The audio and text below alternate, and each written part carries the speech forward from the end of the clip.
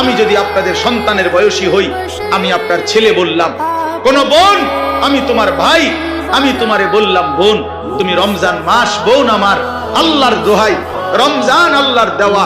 রমজানে আল্লাহ বলছে বান্দা এটা আমি আমার সিজন, আল্লাহরও সিজন। এটা কিসের সিজন? আল্লাহ বলে বান্দা এই মাসে না আমি আমার বেশি বান্দারে জাহান্নাম থেকে মুক্তি দেব, এই মাসে আমি জান্নাতি দেব আমার কোটি কোটি বান্দাকে। এজন্য এই মাসটাকে আমি আলাদাভাবে ইবাদত দিয়া সাজাইছি। সিজনে ব্যবসায়ী অতিরিক্ত মাল উঠায়, কাপড় ব্যবসায়ী এখন আরো 40 লাখ টাকার মাল উঠাইছে, কারণ তার এখন সিজন। আল্লাহ তাআলা বলে রমজান আমার বান্দাকে মাফ করার সিজন, জাহান্নাম থেকে মুক্তি দেওয়ার সিজন, জান্নাত দেওয়ার সিজন। এই জন্য আমি আল্লাহ রমজানে আরো অতিরিক্ত ইবাদত উঠাইলাম। গত 11 মাসের ইবাদত তো ছিলই, নতুন করে 1 মাসের রোজা নতুন ইবাদত দিলাম।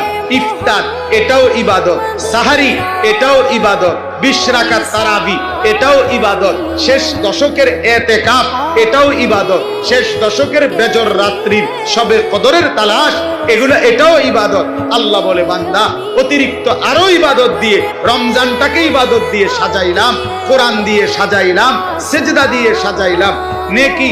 এবার যদি আল্লাহকে বলে আল্লাহ ইবাদত তো বাড়াইয়া দিলেন, নেকি বাড়াইছেন নি এটা কোন?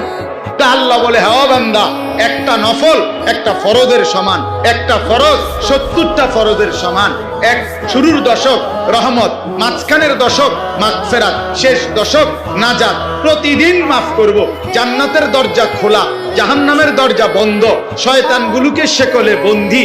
এই সব ব্যবস্থাপনা করে আমি চাই শুধু আমার বান্দা সেজদা দিবে, বন্দিগি করবে, রোজা রাখবে, ইফতার করবে, সাহারি করবে, 20 রাকাত তারাবি করবে, মিথ্যা ছাড়বে, চুরি ছাড়বে, ডাকাতি ছাড়বে, জিনা ব্যভিচার ছাড়বে। আর পুরা রমজান প্রতিদিন আমার বান্দা শুধু জান্নাতেই ঢুকবে, জান্নাতেই ঢুকবে, জান্নাতেই ঢুকবে।